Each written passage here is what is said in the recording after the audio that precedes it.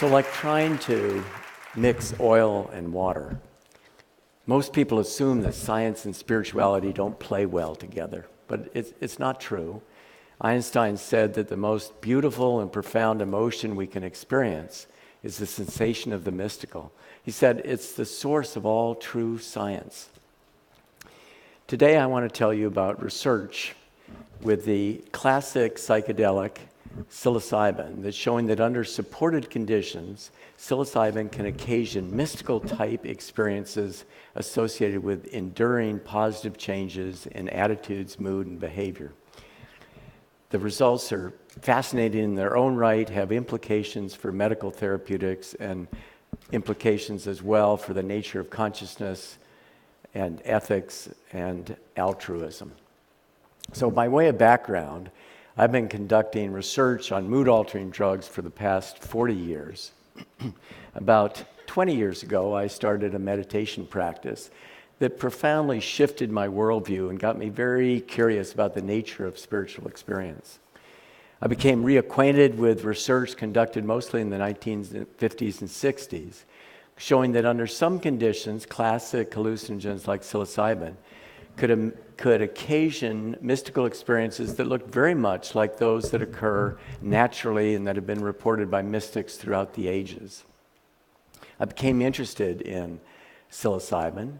Psilocybin is the principal psychoactive component of the psilocybe genus of mushroom.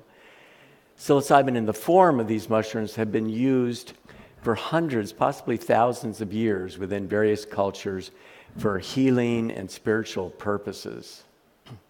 Well, while I was interested in studying psilocybin, research with this whole class of compounds had been blocked for decades because the risks, which are real, but they're manageable, were thought to totally outweigh the benefits. So it seemed like a long shot at the time, but my colleagues and I sought and ultimately obtained approval to administer psilocybin to healthy volunteers who had never before had an experience with this class of drugs. And as I'll show you, the results were life-changing for many of those participants and turned out to be career-changing for me because psilocybin has become one principal focus of my research program. So what I want to do today is tell you about the Johns Hopkins Psilocybin Research Project. It's in its 15th year. We've given psilocybin to about 250 volunteers, over 600 sessions. I'm going to tell you about psilocybin studies in healthy volunteers, in cancer patients, smokers, long-term meditators, and end with some conclusions. So we've conducted 3 rigorous double-blind studies in healthy volunteers. We've looked at dose effects. We've added controls for expectancy kinds of things.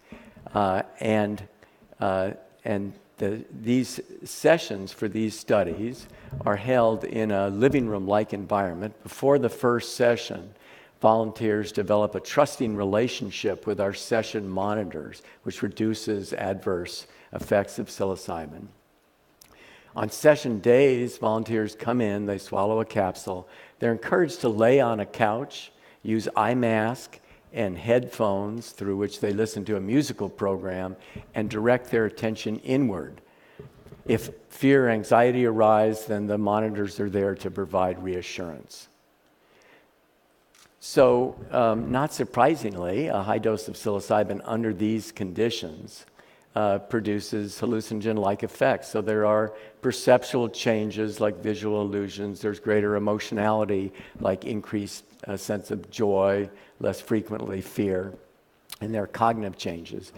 But to me, the most interesting effect was that in most volunteers studied, psilocybin produced great increases in questionnaires that had been specifically designed to measure naturally occurring mystical experiences.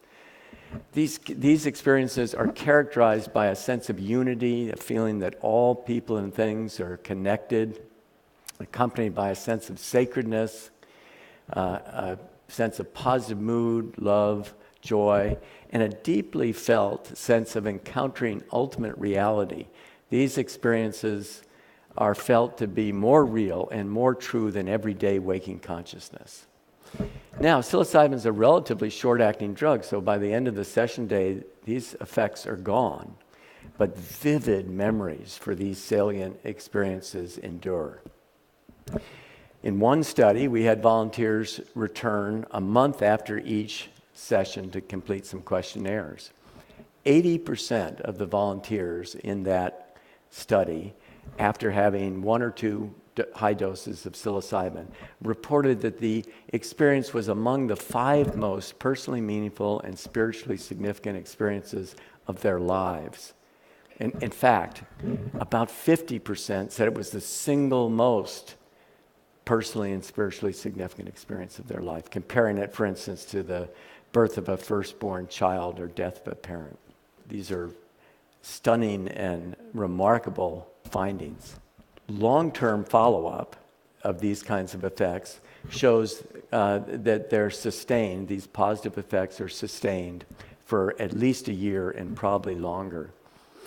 And it wasn't just the volunteers who reported these effects. We did structured interviews with friends, family members, and colleagues at work.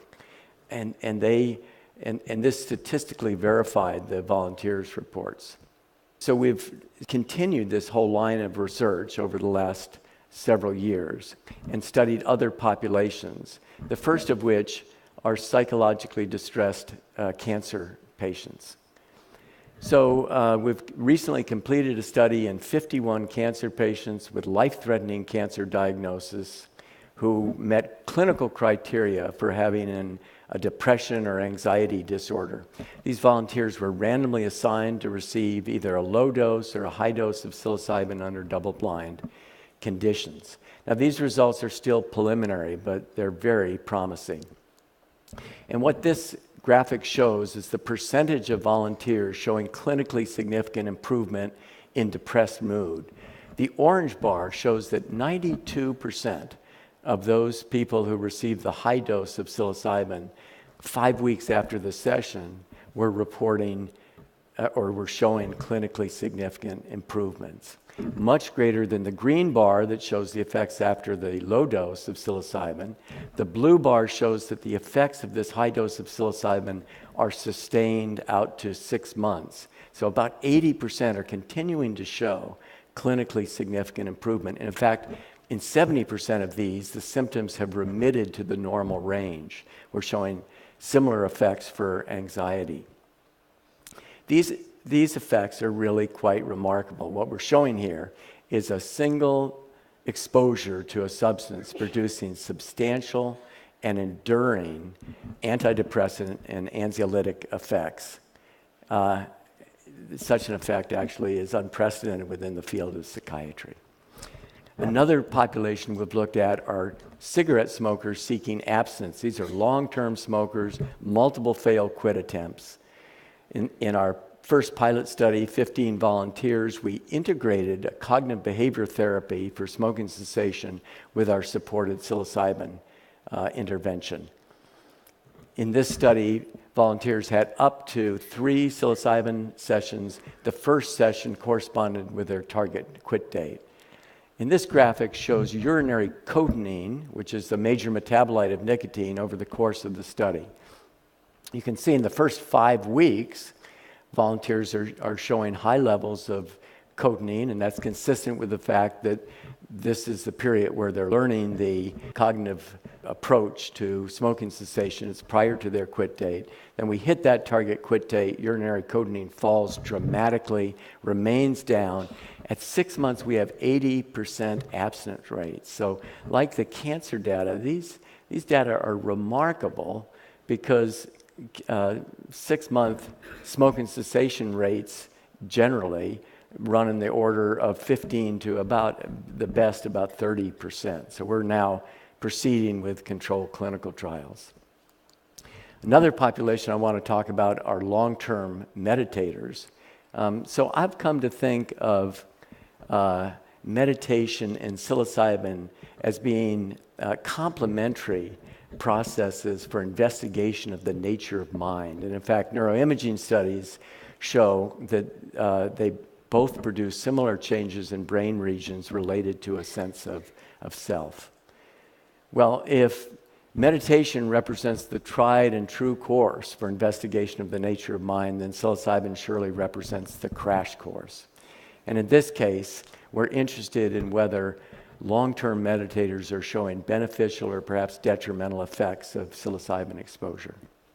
Again, the data are preliminary, but I can share that most long-term meditators find these experiences to be remarkably insightful, and they report beneficial effects to both their sitting and their non-sitting awareness practices, although none would claim that psilocybin is a substitute for meditation, which results in much more stable day-to-day awareness. So stepping back, the basic finding here is that psilocybin, under these supported conditions, can occasion, in most people studied, mystical type experiences having positive long-term changes in attitudes, mood, and behavior. I want to conclude with 3 implications. The first is scientific. This is a really interesting effect. And the fact that we can show it reliably, dose-dependently, means that we can now turn the tools of science to prospectively investigate the causes and consequences of these effects. We can look at things like neural brain mechanisms and the effects, for instance, of genetics or personality or expectation on these effects. The second implication is medical therapeutics. Our data with cancer patients are being used by 2 private sector organizations now, the Hefter Research Institute and the Usona Institute, to ask FDA whether we can now proceed with large-scale clinical trial with the goal of seeking approval of psilocybin for treatment of cancer-related end-of-life distress. And obviously, ultimately, end-of-life distress is not limited to just cancer. In terms of the smoking cessation, our work and studies from other laboratories suggest that there might be very substantial application of this approach to treatment of addictions and quite possibly other behaviorally based medical or psychiatric disorders. And there's a very recent preliminary data suggesting the possibility that psilocybin may have treatment or may have efficacy in treatment-resistant depression. But the final implication, and the one that's most interesting to me, is this.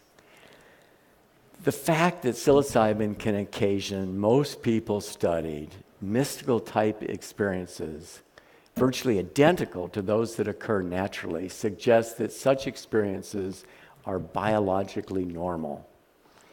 And it raises the question, why are we wired to have these salient, felt to be sacred experiences of encountering ultimate reality, of the interconnectedness of all people and all things, experiences that are arguably provide the very basis of our ethical and moral codes common to all the world's religions. Well, I think there's something about the mystical experience that relates intimately to the very nature of consciousness. Just reflect on the mysterious truth that if you direct your attention inward, you become aware that you're aware. An indisputable and profound inner knowing arises that we can all access individually and perhaps collectively. I think this inner knowing is at the core of our humanity. We recognize at some deep level that we're all in this together. And there's an impulse that arises for mutual caretaking. I further believe that investigation of this inner knowing through contemplative and other spiritual practices can give rise to profound worldview shifts of an uplifting kind, an awakening to a sense of freedom, peace, joy, and gratitude that most people simply find unimaginable.